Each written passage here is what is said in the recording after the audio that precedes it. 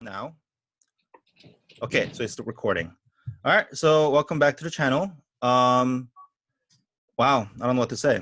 I'm already having stage fright. So this is hopefully the first episode of many that will come in the next couple of weeks, if not months or years, depending on how it goes. In the light of current situation, artists don't really have a platform to interact with each other and share ideas.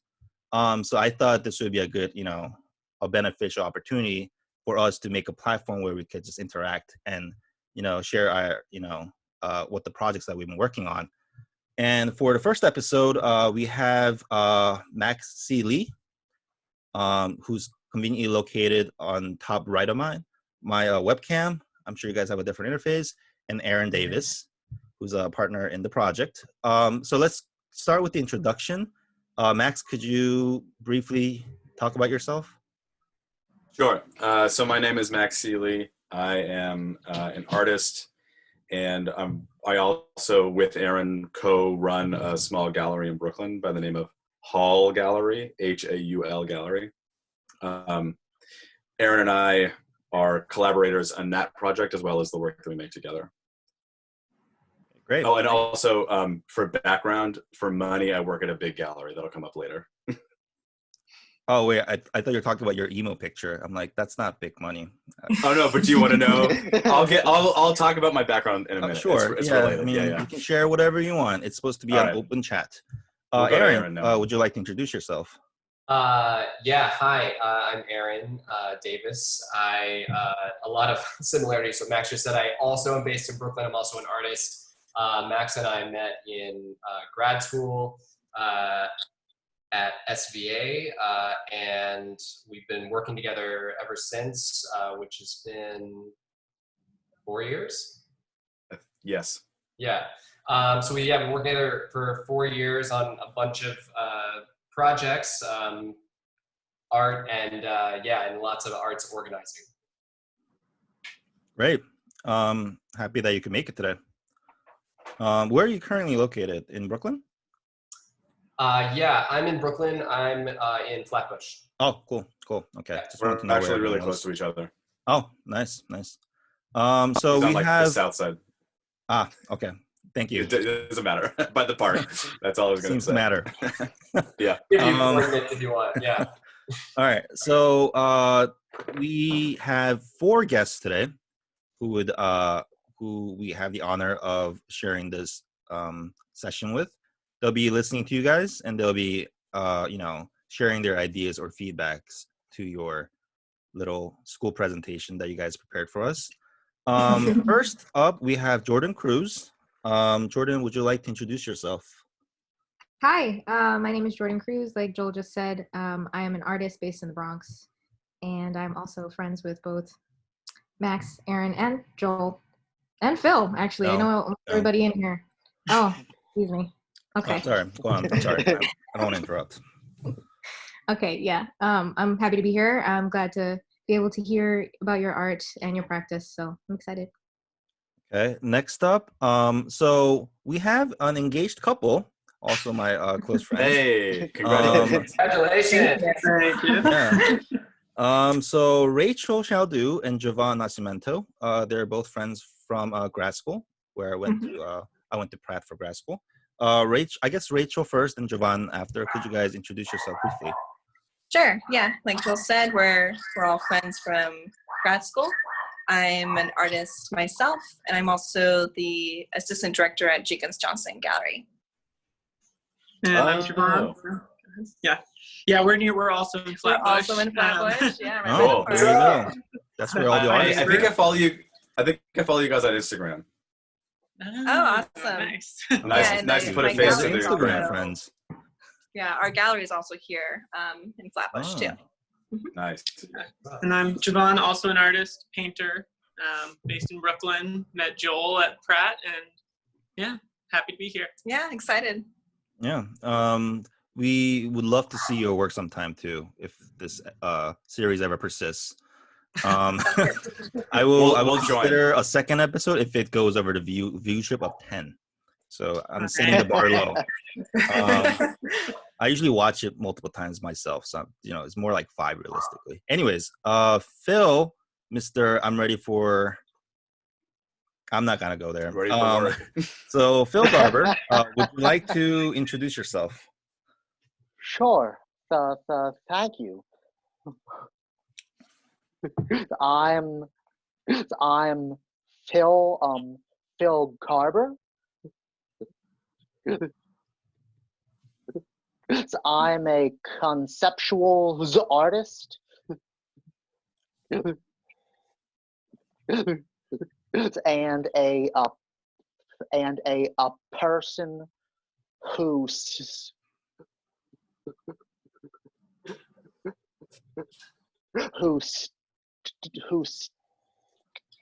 And a person who stutters, and I am based in New York and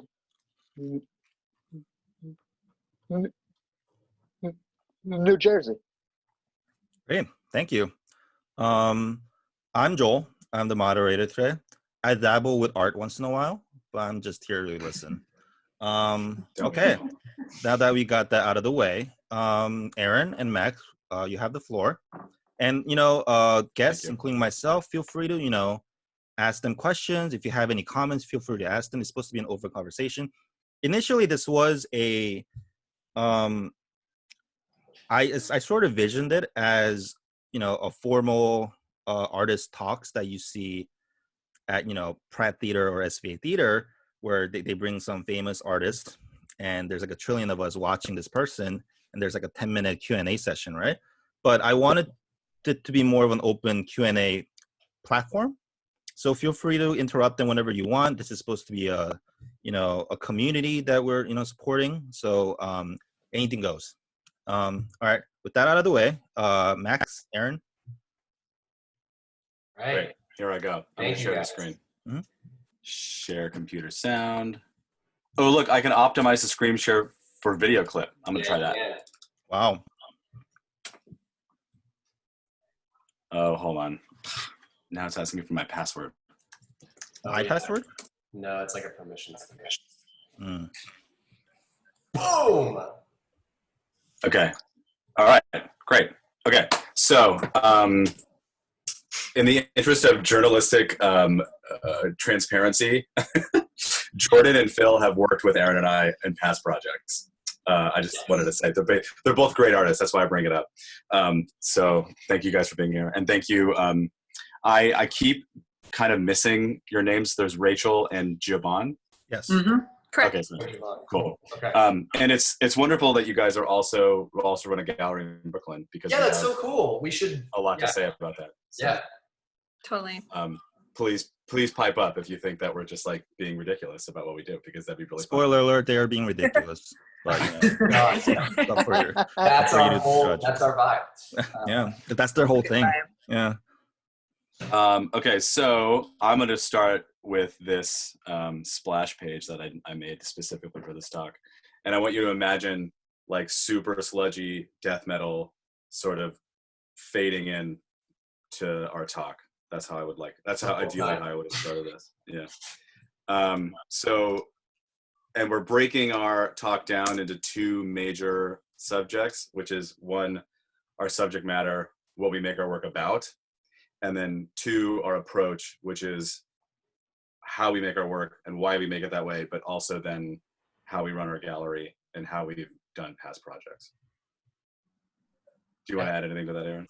No, I think that's, I mean, we feel like our approach is a really big, I don't know, it really kind of influences our subject matter and how we produce the stuff we do. So yeah, we hope that kind of evolves into a conversation with everybody. So to start, we're going to talk about like our work and what we make work about. So in short, our most recent work is autobiographical. So we both grew up in suburbia, and obviously we're both white, and we both grew up in white suburban areas. And we, played a lot of video games, and we listened to emo music and metal music. And so a lot of that media that we consumed growing up, in many ways we realized later on had a lot to do with the fact that we were young white men. And so that's kind of like an elevator pitch about what our work is about. So to start, we're showing you a piece that we made for Satellite Art Show that happened, I think, was it this year, Erin? At the beginning of this year? It was, or no, I'm sorry, it was last year. It was end of last year. 2019. Yeah, it was like October 2019. So this piece in particular, let me go back to a sort of better full view, is 4 screens mounted that are attached to an Xbox playing the original Halo. And we brought it to a point where Master Chief, who's the main character of that game, is shooting the ground and throwing himself off a cliff repeatedly. I can actually show you a video of that. And just to give like a brief kind of background. Sorry. Okay. That was it. That was the background. Wow, we should have coordinated that. Very graphic. Yeah. So a big part of kind of how we started like researching and creating this body of work was looking at as Max mentioned, the kind of the content that we were consuming growing up, which a lot of like the video games and kind of like music influences that you'll see throughout this talk kind of touch on that. But but also we were interested in how Reddit and like kind of interaction online with groups of white men who were kind of very angry and would say a lot of really horrible and problematic things, their existence on the internet and and kind of interacting with that. So this was a piece that we worked on for a while, kind of thinking about that, and then how we could kind of produce content, put it on Reddit in these different kind of weird subreddits, and then, see how we could interact with those communities. So this was a more recent work that we made, which was a music video. We covered a Taking Back Sunday song, and created a music video for it, and then posted it to a subreddit called MGTOW, which is men going their own way. What does that mean? Yeah, what does that mean? So, yeah. Okay, so basically... I hope you don't go the same way. We all go to... I don't know. So basically, men going their own way is part of what's called, or has been called, the manosphere, which is like a group of online communities where men are just openly terrible.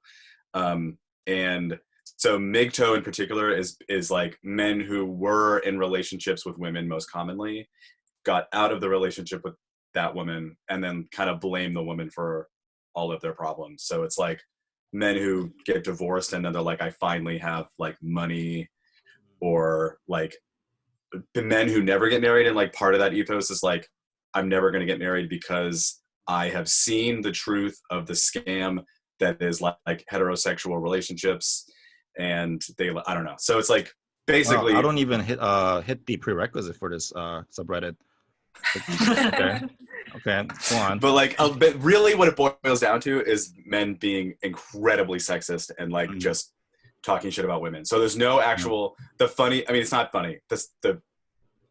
But it's like, how should I put this? The existence of it is curious, Right. Well, like, yeah. Yeah, I mean, there was curious. Sorry, go on, Aaron. No problem. So it kind of, these subreddits served as these kind of like isolated spaces where, these groups of people would like kind of have these like circular kind of conversations, like, basically applauding and like, supporting their same kind of like ridiculous rhetoric. And you know, there would be anyone who would counter that opinion in the subreddit would be banned immediately. So it's just like this place where this like, you know, there's this like really probably like horrible set of ideals that is never really countered, and so it just like grows into this like massive group of people. Right. Interesting. And so, yeah, so we've done a few projects now where we've sort of made work with the intention of putting it into this subreddit in particular. And so it's kind of hard to do, A, because it's like really hard to read a lot of the shit these guys say. And then B, they ban you really fast if they figure out like that you're trying to fuck with them. So we kind of have played this game where we need to look like we are one of them genuinely while also trying to insert a sort of critique of what they're doing. So yeah, that's sort of like has been experimental, but an early example of where it was actually pretty successful was, then this is actually the piece that I think kind of got us really most into working about like having grown up as white men and like what it did to us, or not what it did to us, but what our communities turned us into. I'm not trying to like shirk responsibility. So this was like the piece that kind of started that. And so this, I will show you a small piece of the video. Alexa, am I being detained? Well, the problem is, Right. you are required to abide by all state and federal laws. No, I'm required to abide by the laws that supersede. You can't make a law where one has already been created to prevent that law. Can you speak up a little louder? You can't make a law against another law. Got it. So Hey, show me where. hold on. So you believe you don't have to follow the laws? Hey, I believe in paying for the schools and things like that. Okay. So this piece, could you all hear it okay? Yeah. Yep.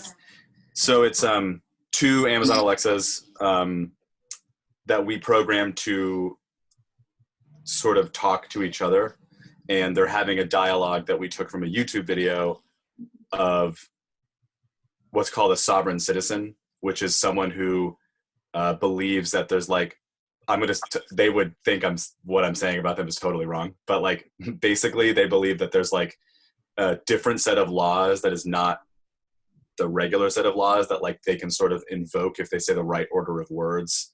So it's very anti-government, and Well, it's basically like you're really kind of using the government's, you know, like laws and structures put in place by the government that maybe a long time ago or something that they're trying to use as a way to like avoid things like tickets or something.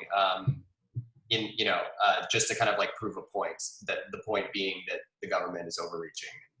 right. So it's inevitably then, because they believe the government is overreaching, it's right wing and sort of like related to preppers and like libertarianism, but really all they really end up doing is driving with their license plate covered up or without a license plate, getting pulled over, recording the interaction, and then pissing off the police officer.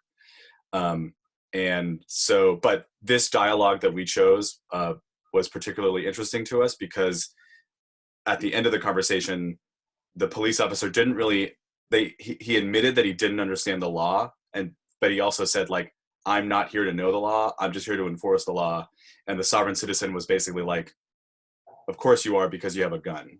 And so like the dialogue kind of ended with this like admission that the only reason any of this works is because of a threat of violence. Yeah. So we that posted piece, this video. Yeah. Do you remember the first subreddit we posted this in? it was sovereign citizens. Sovereign citizen. Okay. Or no, well, sorry. It was r/am I being detained. So this subreddit is a subreddit dedicated to making fun of sovereign citizens. So we posted it in this subreddit, and then we sort of just like gauge the reactions in the comments. And the title of this piece is actually, it's called Little Piece of Shit, which comes from one of the comments called Alexa a little piece of shit. Well, basically like a weird factor of this subreddit that we posted in is like it kind of makes fun of of sovereign citizens and people who believe believe similar theories about the government. But it's also kind of pro-police in this conservative way. That's so yeah, there seemed to be like a lot of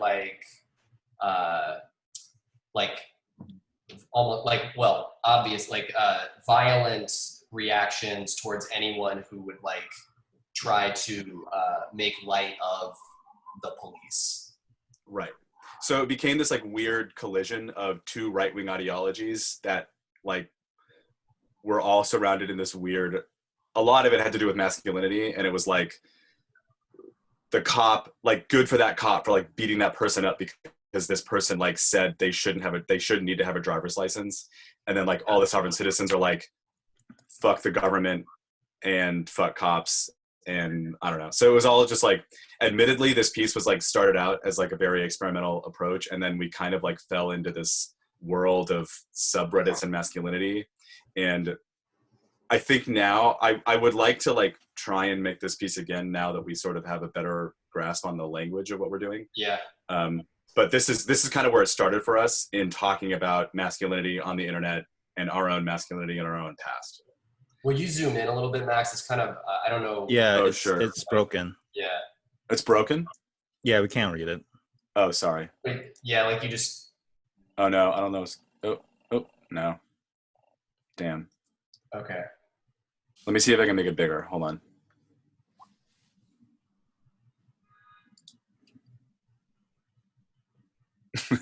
Did that help at all? No. Okay, so here I'm going to do a dramatic reading of the one comment that gave it its title. Oh boy, prepare your dramatic voice. So it says, "The last part got me good. If you didn't have a weapon, I wouldn't be here right now," which is a quote from the dialogue. "Like I can't fucking punch you to death, you little piece of shit. I would also ask her if she would prefer it if all police officers give up their guns. And when she says yes, just ask her who is then going to defend her against all the armed assailants that both rob and kill people every day. Little piece of shit." So it's this very violent reaction to, and all sorts of things. I mean, assigning a gender to this dialogue because because of Alexa's voice, and kind of personifying this. Yeah, I don't know. It personifying basically two electronic home devices speaking to each other. Right. And having a violent reaction to that. And also the discussion of police officers should have guns because if they didn't have guns, they would just end up punching people to death. The death is inevitable. I don't know. So it's all super fucked up, to say the least. And that's kind of where it started, the work that we make now. So are there any questions as of this point? What year? Yeah. Sorry, say that again. You broke up a little bit. Oh, you know what? We should, never mind. I was going to ask you to use reaction, the emoji, but maybe I'm being too formal. Why don't we have Javon go first, and then Phil, you can go afterwards. Yeah. I was just wondering what year that work was created.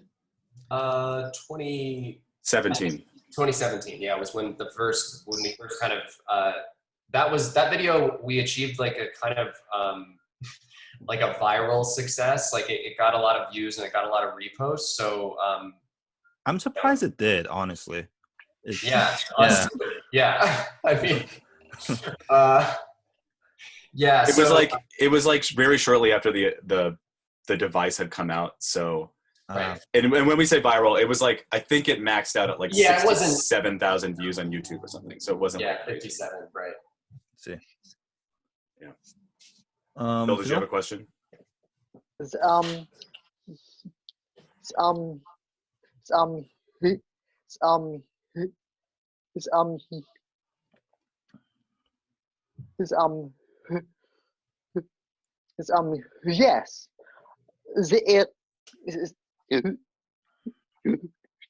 It sounds like your work is very observational of his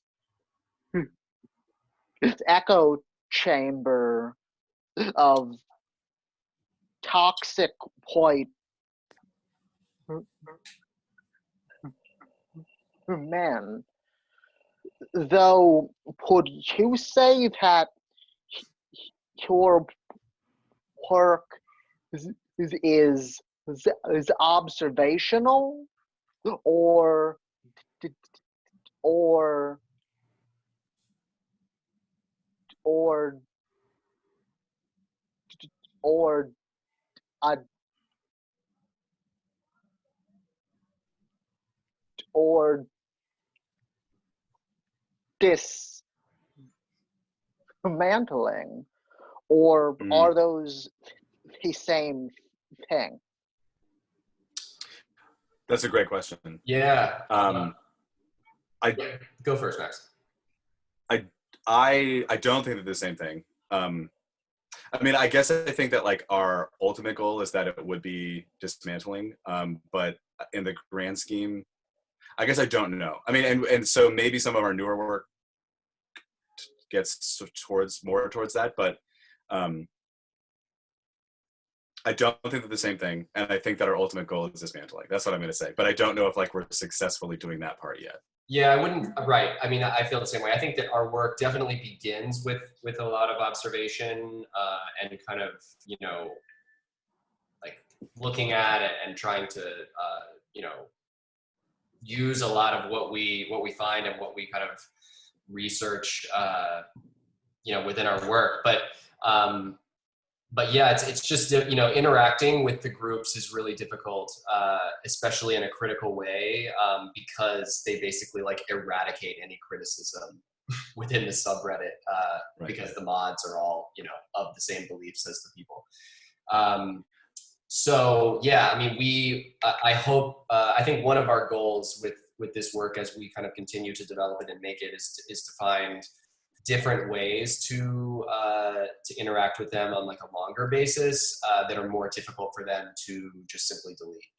So are they aware that you guys are artists, or no, right? Just participants, right? Right. Okay. Yeah. I mean, it's like, especially in MGTOW, we have yet to have a post that really gets a lot of attention from them. And so right now when we have interacted with MGTOW and like thus far, it's been a lot of like, what the fuck is this? Yeah, they've gone through heartbreaks and breakups, man. You got to give them I know space. they have other stuff to worry about. Yeah, right. But in terms of the question of like dismantlement, I think actually that is a good segue, because it sort of like leads us then into what we do with Hall Gallery and how we support others. Right. So I'm sorry to interrupt, but so I intended this space to not just be a platform for you guys to talk about the work, as in like your personal work, but you know, you guys do run a gallery, and I was hoping that, because you know, I want to accentuate the fact that this is an open community, so you know, we're doing societal practices as artists, whether that is, you know, gallery practice or whatever the fuck you do when you go outside. I haven't gone outside in weeks, but so yeah, I was hoping you guys can share some of that today. I don't know if you were intending to later on. Oh no, we absolutely were. Yeah. Good. Okay. So basically, we can make this next part quick, just about our own work. But like, at the moment, we're primarily making work about our history with emo and metal music, which explains my background, which is the photo of a man named Sonny Moore, who is now better known as Skrillex. But before he was Skrillex, he was the lead singer of a band called From First to Last. And this photo was iconic when I was an emo kid of 15 years old. Definitely. Like it was like I feel like the ultimate goal of like most emo boys. Like, I don't know. This is like the MySpace photo that like launched 1,000. That's Skrillex. This is Skrillex. Yeah. 15 years old Skrillex. Okay. Yeah. And he was the lead singer. You should actually listen to them. They're terrible, but like they really did it, man. They really encapsulate that the whole like post-hardcore screamo thing. Mm. So basically, we have been making a collection of Slipknot masks, and I'm going to select a few here. Slipknot masks specifically out of PPE, which is now a term that people are very familiar Hilarious. with. Yeah, here we are. So like we started making this work before COVID, and like we were really interested in like a few things, metal music, but also like when we grew up in suburbia, there were always new houses being built. So like we would live next to like brand new houses, and there was like always construction. So like we were interested in like that side of like the labor of building suburbia and construction masks, but also like very suburban metal. Slipknot is from like suburban Iowa, and they like made a whole album called Iowa. So there's like this whole like idea of let me just find a I mean, a lot of the kind of like, as we began to really look at you know, the music that we were listening to, and kind of like, you know, just using Slipknot as an example, you know, it's like it's 8, or is it 8 or 9? I always get this wrong. There are 9 members, 0 through 8. There are 9 members. Okay, but you know, it's like 9 masked white men who, especially like at kind of like 1999, like early 2000s, you know, there was just like this massive kind of like new metal, you know, this whole movement of music, obviously, but we thought that Slipknot in particular was interesting, you know, as we looked at so many of their lyrics that were often like weird and violent and horrible and misogynist. And you know, and then pairing that with kind of wearing masks so that their identity is hidden, and kind of this like weird, like I don't know, like campy horror intimidation vibe. Like I don't really know how to articulate Slipknot's ethos, but you know, it's very in line with the kind of things that we were researching. Right. So there's going to be computer audio for this.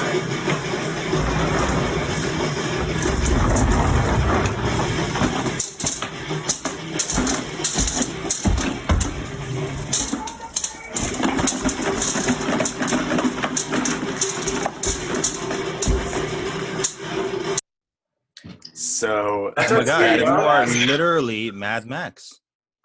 That's right. Yeah. So this was this is a pretty recent mask, right? It's like, I think the last one we made before we had to go into quarantine. Yeah.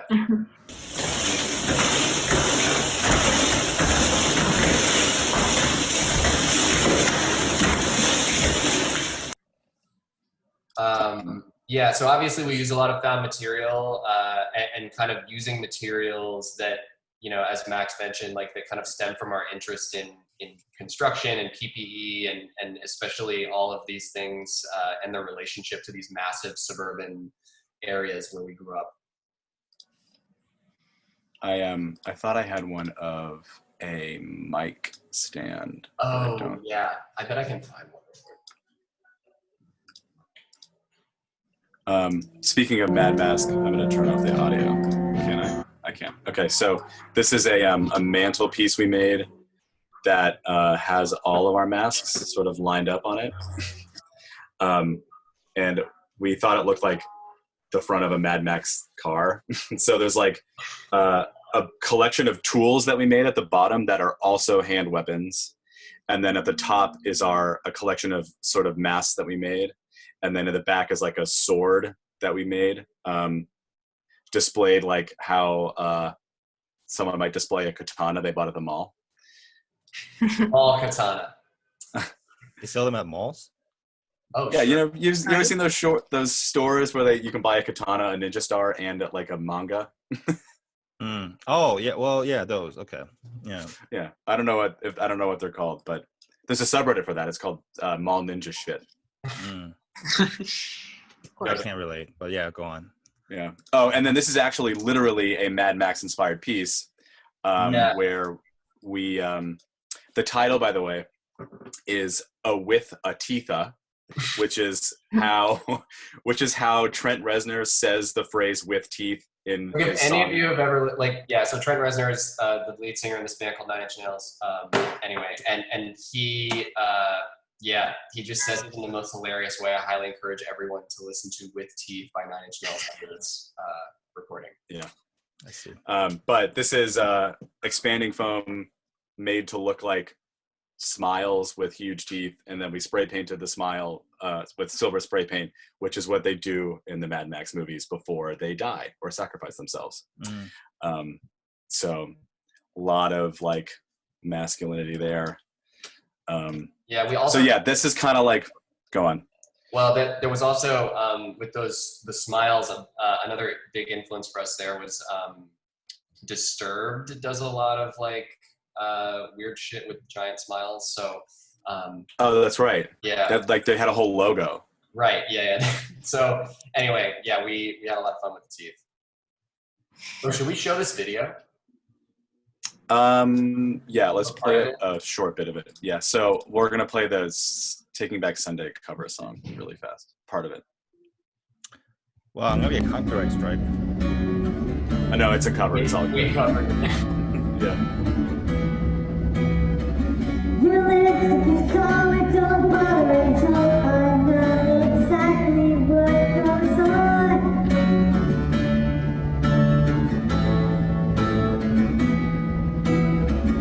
Let everything you get, everything that you want. Well, it's what you prefer. Watch my finger, the trigger on. Me face down across your floor. And then I want to jump to the sort of culminating lyrics. So the lyrics, this is what inspired our interaction with Migto, because it's very much about, like, the lyrics are just so Migto.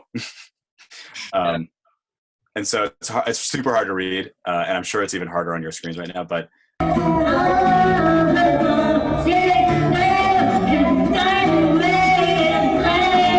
okay, anyway, it said she'll destroy us all before she's through. So it's like very, very much blaming a failed relationship on the woman and not on the part of the man who obviously has problems. So anyways, that was kind of like our first Slipknot Masks kind of culminated in that video.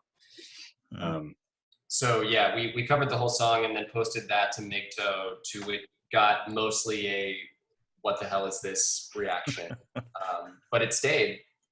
Wow. It stayed. That's right. So I think now we can talk a little bit about like the materials that we use and why, and then the hall gallery. Does anybody have any questions at this point? Nope. No. Sweet. Great. Okay, so are the videos still active on these websites? yeah, so this is just our website, which is davislee.zone. Oh, okay. Check it out. Check it out. So we use a lot of found materials, a lot of trash, a lot of stuff you can buy at Home Depot. And when we make video, we use our phones and, like editing software that is often free. And so our sort of, the materials that we choose, our background is in photo and video, but we are now making like a lot of sculpture. And so we're not particularly skilled sculptors. And we kind of have, since the beginning, valued an approach that gave our process away when you look at it. So we're not interested in like super glamorous, mysterious ways of making. Well, right. And really just kind of like opening, I mean, I think a big part of our kind of philosophy of how, and like, why we do what we do and how we make what we make, stems from accessibility. And, I think that a lot of, in terms of like, kind of not having a mystery to how the work is produced, or like are making things using, kind of just super basic items, like not really items that were designed to be used in like a sculptural way like this. That has kind of bled into, just having an artistic practice that is really kind of directly talking about the production of it and how it's made and why it's made, in an effort to get people to kind of be interested in it in a way that feels accessible rather than mysterious. Right. And so I'm going to play this and turn off the audio. But this is a grill that we made. I think this is the most recent thing that we've made. So we're actually planning a sort of show outside, ideally in a Home Depot parking lot, where we would then also use this grill and serve whatever we would like to cook. So it's made out of a trash can. Before it's functional, but it's pretty cool. Yeah. And so in using trash, like we also have sort of played around with a body of work that like, oh, there's a mic stand. But in terms of trash, just like, this is just literally studio junk. We may never show this, but just like work that is almost indistinguishable from trash. And we like trash. We like trash because everybody knows how to make trash and does make trash. Right. Like everyone has the same toolkit basically, which is just garbage.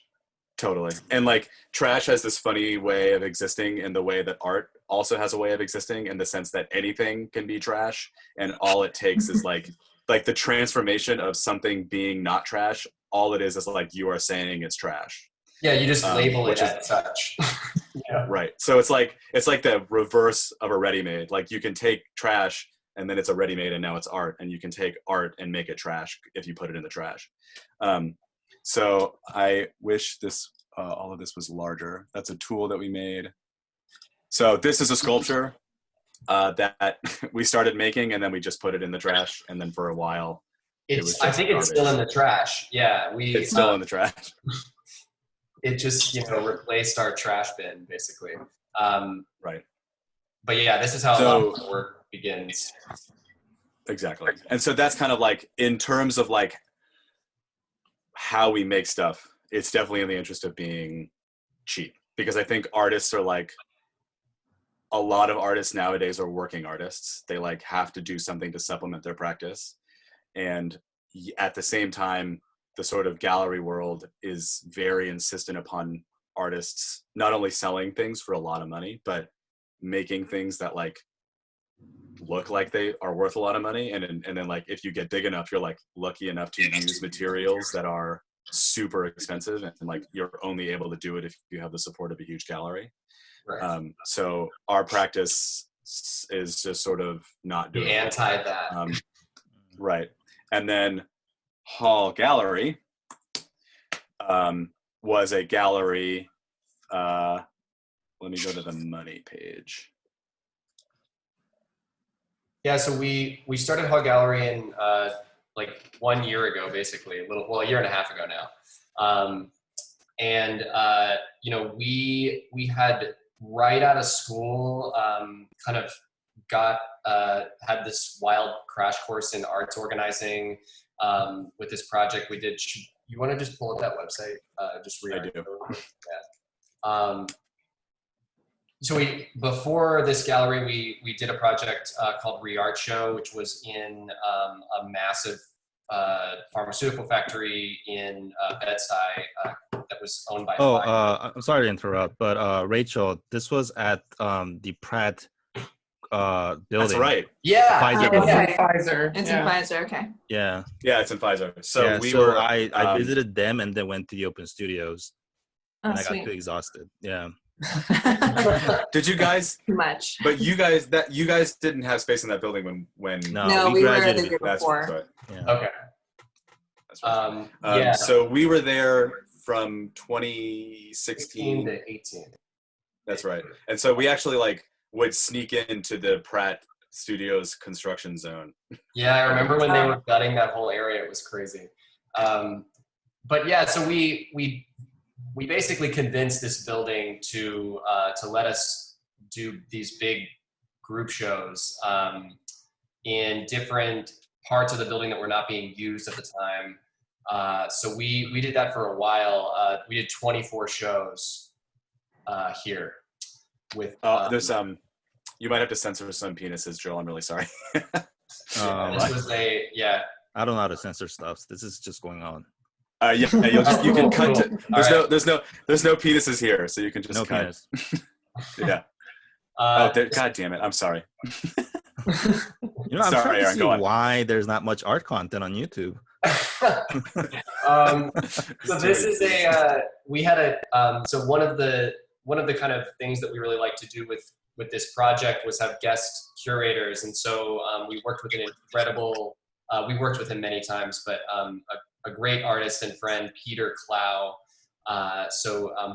We worked with him as a guest curator for this iteration of Re-Art Show, where we had a massive kind of, there was this like abandoned kitchen space on the second floor of the building, which they let us use. And so Peter curated I don't even remember how many artists there were. I think like 36 different artists. And the basic premise of the show was that there was no light in the show at all. And so the work had to either be lit from within or everybody received a flashlight when they walked in the door. It was a lot of fun. Yeah.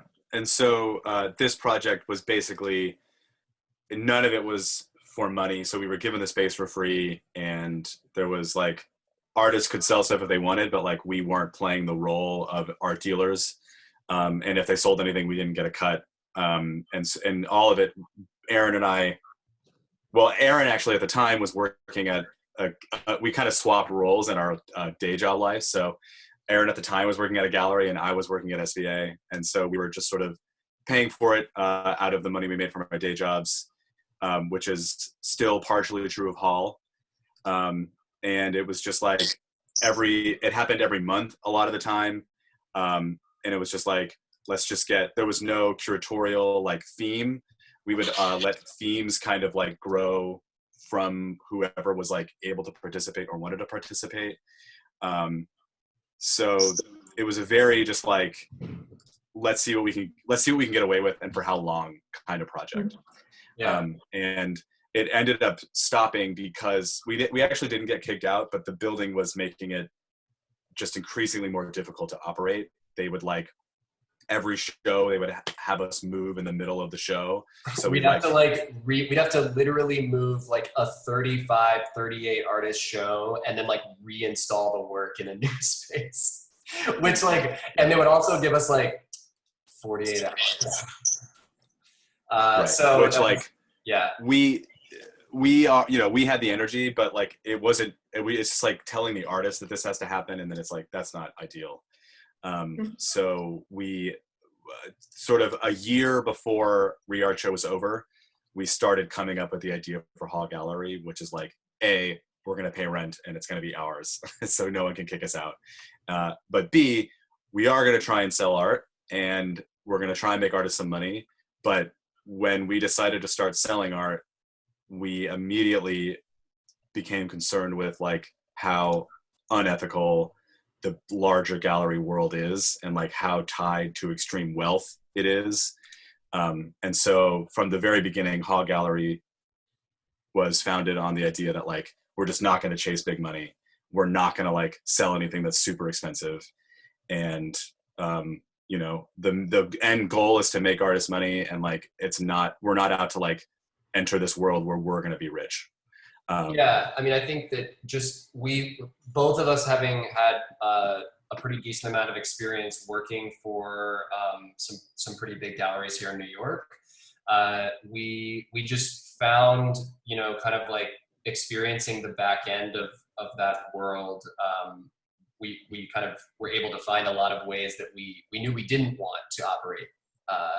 And so, we like Max said, about a year prior, we started brainstorming and kind of thinking about a basic structure and like what would a gallery look like that we were comfortable running. And and what does artist support look like in different ways.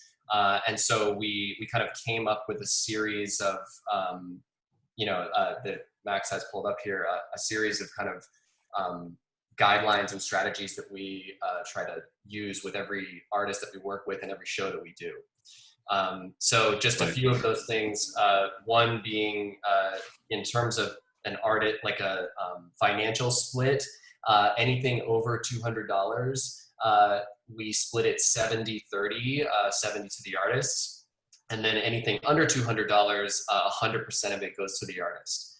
So, something that we really wanted to try to focus on when we had our shows was creating a situation where artists were getting more money. It wasn't a situation where, and sales would happen and there would be a lot of mystery to how, the financial process worked after that sale occurred. We tried to, be really straightforward. And so something that we wanted to do was keep an open spreadsheet of our finances that anyone could view. Something that we found often, especially at the gallery that I worked at, it was this massive mystery as to how much money was coming in where, how much things were costing, who was paying those things, where was, how was money allocated within the gallery. I mean, all of this was basically just private knowledge. For the most part, the public was excluded from any of that. So, we wanted a space where artists get more money.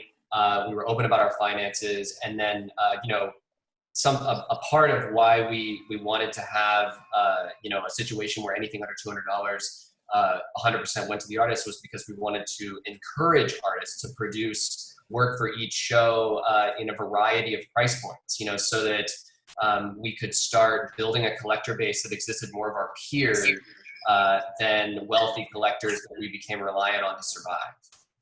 Right. And so in that same vein, we now also, since 2020, we have a transparent collector list.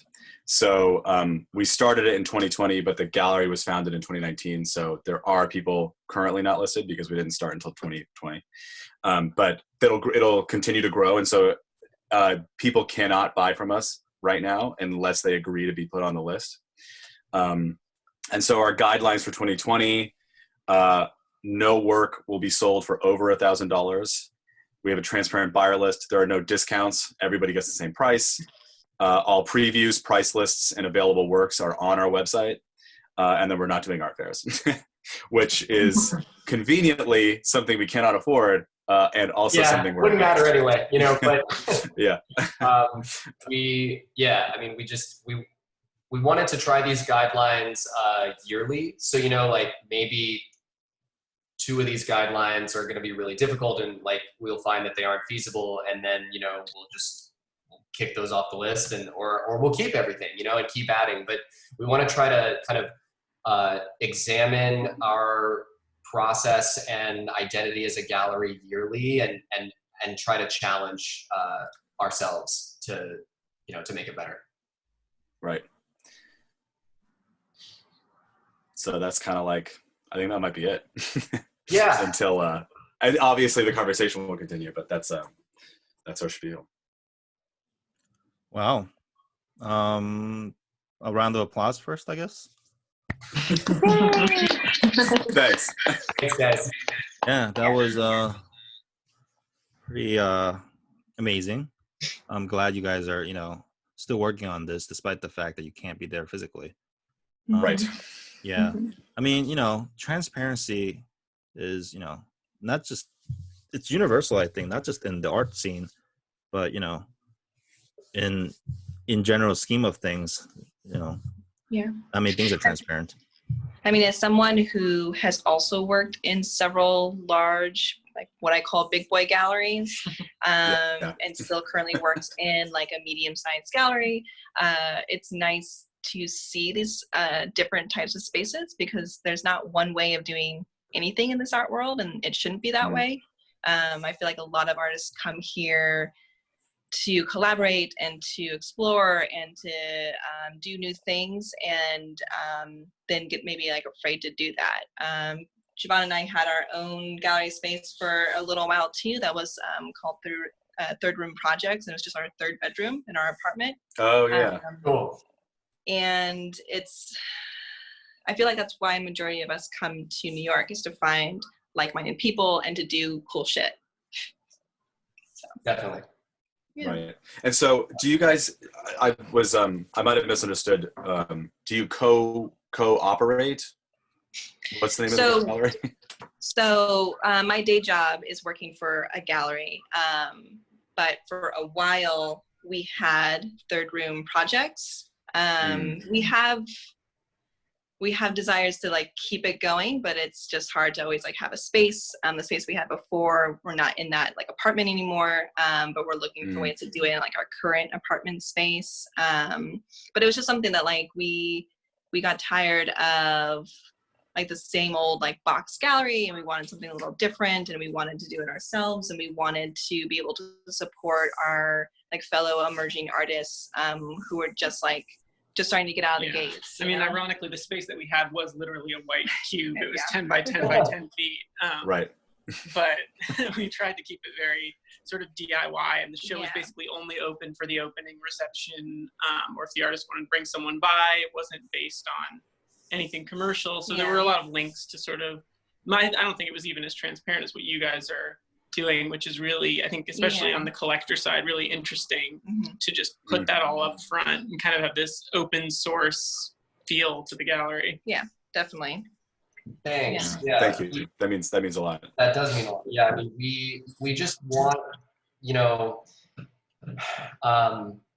yeah, I mean, basically, you know, you just, as you guys, I'm sure well know, you know, you have like so many situations where like the purchase or like buyer interest in an artist's work, you know, like especially on like the upper end of things, like it's so much of it is like dependent on like art advisories and like projected value and like all this bullshit that like, you know, it just like is so separate from like the work itself or like the artist itself often. And you know, that was like something that we really wanted to, you know, we wanted to create a situation where people were buying the work because they love the work and they love the artists and they were like excited and like proud to buy the work, you know? Right. Yeah. Erin, it's funny that you say that the value of the art is so separate from like, it's just like this inflated value. I literally have notes of stuff I thought I might say about that exact thing. And yeah, I don't know. Anyway, so I'm gonna like condense it because I think the text is really small. But yeah, we can't read any of it. So it says the conditions of art make it the perfect luxury good to sell, which is like it is both rarefied and infinite. Like it's rarefied because like artists are living people and they're going to die, and like each work of art is potentially unique, but it's also infinite because like there's no shortage of artists. So therefore it's like really easy to turn into a luxury good, but the only reason art is so expensive is because it's being sold as a luxury good. And so like the luxury good market, like if it wasn't art, it would be something else. And so like art still exists as this thing that like is not a luxury good. And artists like very much are taught to not like, even just separate from the whole system of capital. It's like starting out when you make an artwork and it's in your studio, it's not, there's no money, there's no price point tied to it. It's just like a thing that exists. And then just like based on like a series of extraneous factors and other people, like the price point is decided, you know? And then like that's kind of, and then, you know, you like operate within this like market that is defined, you know, essentially by like how much you've sold for in the past. I don't know. It's just crazy. Right. And then a lot of like younger emerging artists like will price an artwork. And, you know, this is not to say like, I think artists should get paid. And like in my ideal world, Hall Gallery wouldn't exist at all because like there'd be money being given not only to every single person alive, but also set aside for like arts to happen. And so my ideal world is like art is supported without this like capitalist system. But within the capitalist system, where Hall Gallery kind of exists, is like we're trying to encourage artists to think of their artwork not being in the thousands of dollars simply because it is artwork. And so like, what if you make an artwork that you know will only be $200 or even $10? And so it's like the only reason price points for art are so high is because it is the perfect luxury good to sell. And that's the only reason. So that's kind of like our. And, so that's something like, and kind of thinking in that way and trying to make work in that way as well is something that we do. And, so there was a photo when we were looking at that big,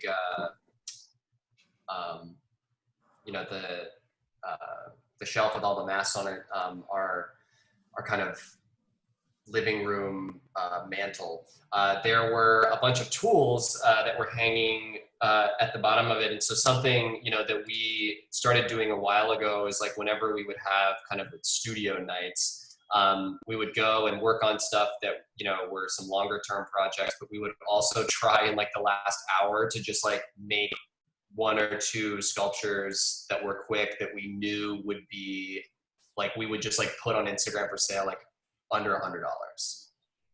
And, right. Just kind of try to produce as many things like that as possible, just kind of as like a side practice that, that bled into our full, practice. Right. And we've also since decided to, because we have limited studio space, but like, if we make a piece of art and it is shown, then it is, if someone wants to buy it, we'll obviously negotiate a sale, but we're just going to throw it out. Like if it's not, like if it gets shown, we're going to retire the work just because it's like, A, we can make it again, and B, it's taking up space on our studio. Yeah. And it's also probably better as trash. Right. And we just take it apart and make it into new shit anyway. So. Exactly. So. Yeah. Jordan, any comments or feedback? Yeah, I'm wondering about the artists who participate in Hall and how they sort of react to your transparency and their role in the whole project. So first of all, our artists are really great. Obviously, but I'll bring up some past shows. So for example, Ivory Foreman, nothing in this show was for sale because they didn't want to sell anything. They actually ended up telling us that they weren't done making the work. So before we actually asked all of our artists what they thought before we decided to do the transparent guidelines. And it's been we had different reactions from each one. Basically, all of it was positive, but like for some artists, they are not ready, or the work that they had like with them, they weren't ready to sell that work for under $1,000, which is like super fair. And so they were like, I really respect that, and I will make work that I feel comfortable selling for under $1,000. So it's like, which is exactly what we wanted. Like we knew that like a lot of our artists wouldn't have work available already, like if they had sold stuff for more than that in the past. But the fact that they were like, I will make work for that price point is exactly what we had in mind. Yeah, and just something that we also, we established since the beginning of Hall is creating a relationship with the artists that we represent, using quotes, because representing for us is a very different definition than like a blue chip gallery. We are, we're not really able to to pay our artists continually, but we do we do a variety of things, but mainly we wanted to make it clear that our relationship with them as artists is not one that where we're trying to control them in any way. And so we, especially on the financial end, we make it really clear that like selling things with us is optional. Like we're not, our representation of them does not extend to really anything that they don't want. So if they, if a goal for them was selling a lot of work and they wanted our help doing that, then we definitely go down that road and sell for them and kind of keep our standard, the split that we talked about before. But if they don't want to, or for some reason the guidelines don't match what they're currently working on or what they imagined for the work, they just don't have to sell it, or they can sell it at another time, like outside of us. So we wanted a relationship where artists felt empowered to have a relationship with a gallery, instead of the kind of more classic situation where you have like galleries who could basically give an artist so many top galleries, right? Like the artist is agreeing to something where like 100% of the risk is on the artist, and we just we didn't want that. Right. I forget what I was gonna say. Yeah, that what Erin said. Oh, I remembered. So, for example, like our the last show that's actually still up at the gallery and just sitting there waiting to be taken down. One artist was like comfortable with a below $1,000 price point, and the other had made the work, agreed to be in the show and made the work before we announced our guidelines. So like for her, she was just like, I'm not going to sell anything through you. But like, we are still more than willing to like people reach, like we had someone reach out about her work, and we were just like in touch with her direct. Exactly. Yeah. Yeah. So the benefit, I guess, to the artist is like, if you agree to sell with us, then we will like hustle for a sale. Yeah. Otherwise we're not gonna get in your way, but we're not gonna hustle for the sale, basically. So that's kind of like, we incentivize them to work with us, but we also then give them control to do what they want. So yeah. This is Marvin Ferre, who Max is showing right now. This was in, so something we didn't mention, when we first started Hall, we were in a basement in Gowanus. It was really cool, but provided a variety of challenges, namely being that it was a basement with kind of like bedrock walls and no heat or air conditioning or bathroom. It was awesome. And yeah, so we were there, for a while, and then moved just recently in January to a new space. That's the one that's in the background here. So we moved from Gowanus to Bed-Stuy. This is the basement. Yeah, there it is. I love the basement because every single show we had a lot of fun, like kind of completely transforming the space. The artists all wanted to kind of do something different, which was great. So we did everything we could. A lot of paint went onto those walls. This is Sessa, England. Did a solo show with us.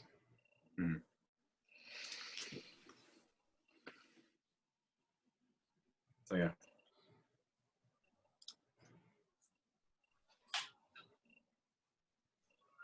Anything else you'd like to know? Phil, do you have any comments?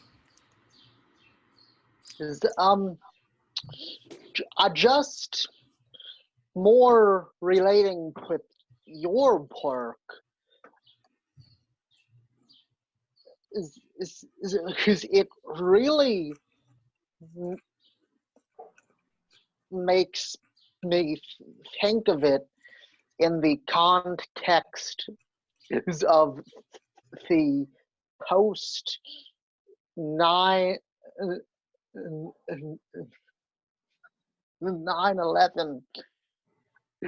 was era, since that was when the U.S. government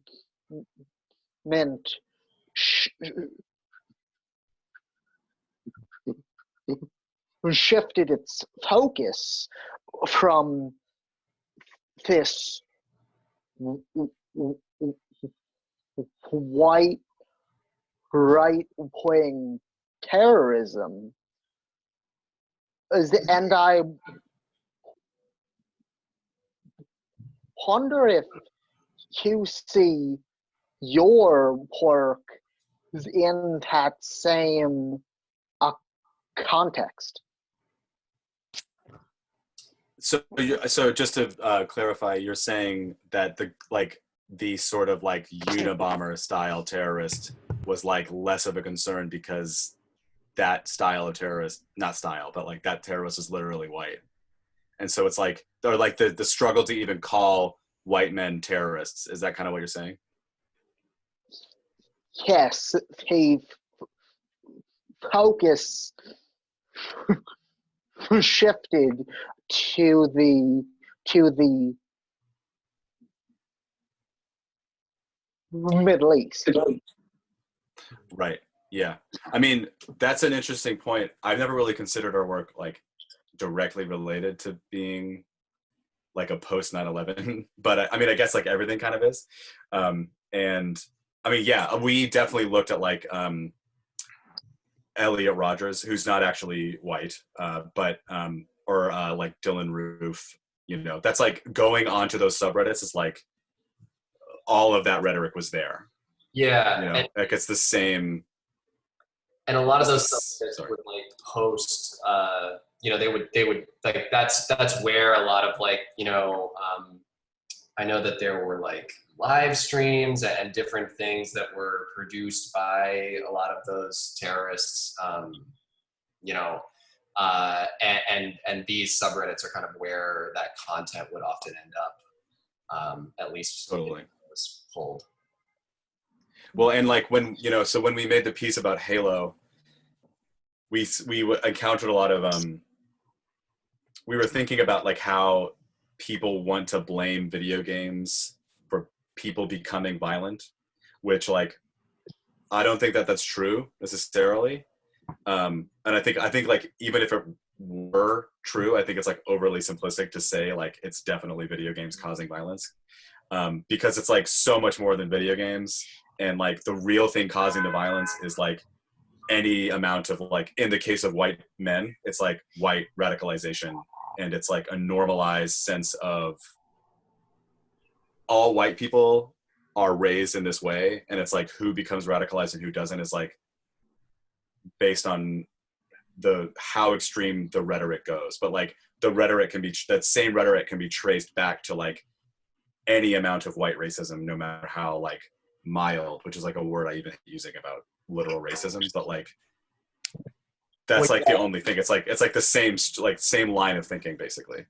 And there's a subtlety, you know, I don't know. Yeah, there's a lot to be said about the kind of that argument, and you know, which is, and ironically, you know, it's like that was like a huge argument, right? In like the kind of late 90s, early 2000s was like this massive concern about, you know, like I don't know, like Eminem and Limp Bizkit and you know, like video games where you killed people, you know, and so I think that like what's more so to me involved in like the subtle kind of like white radicalization is like less about like the fact that when you're playing those games you're holding a gun, as much as like, you know, the kind of narrative arcs that exist and the relationships that like the characters that you often play, which often are white men, you know, and kind of and then how that bleeds into just like everyday, you know, life in like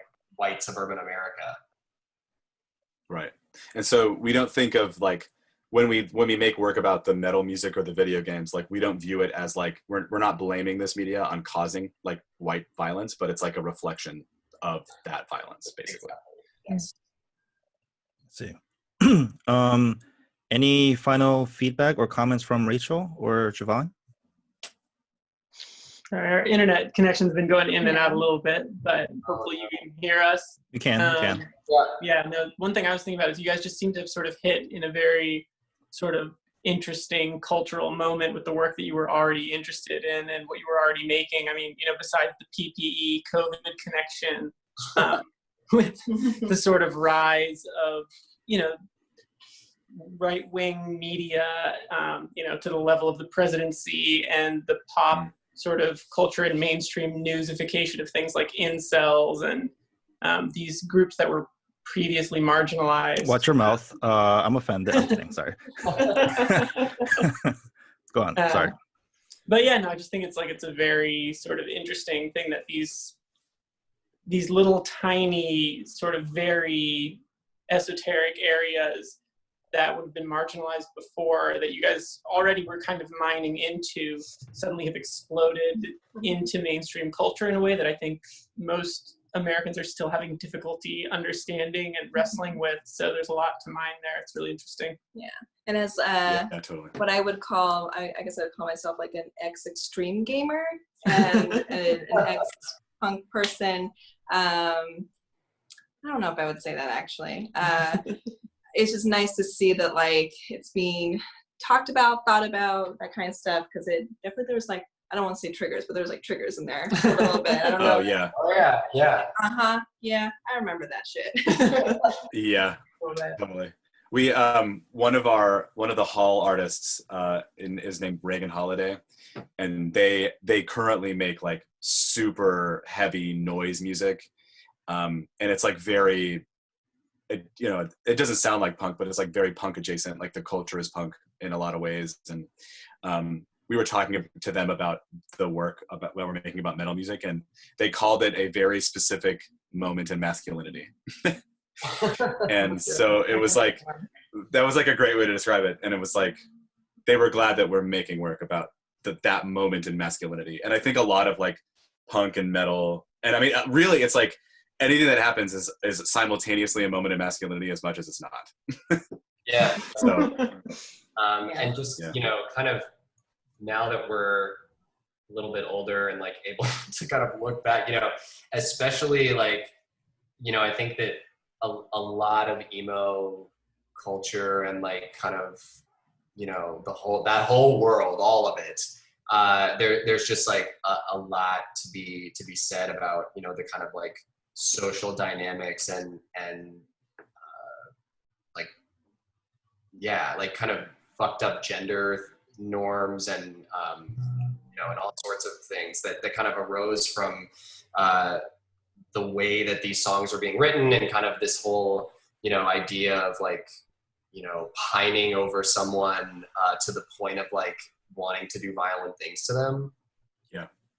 Well, and yes, and I'm sorry, I know it's been a long time. Thank you everyone for staying with us, but the one thing to add about emo that's really funny is in a lot of ways, emo was a reaction to masculinity, and like it was a reaction to the masculine elements of metal, but like because it was like predominantly white teenage boys, like they didn't know how to do it, and so like misogynist. Yeah, it was so misogynist, but it was like they just like grew up.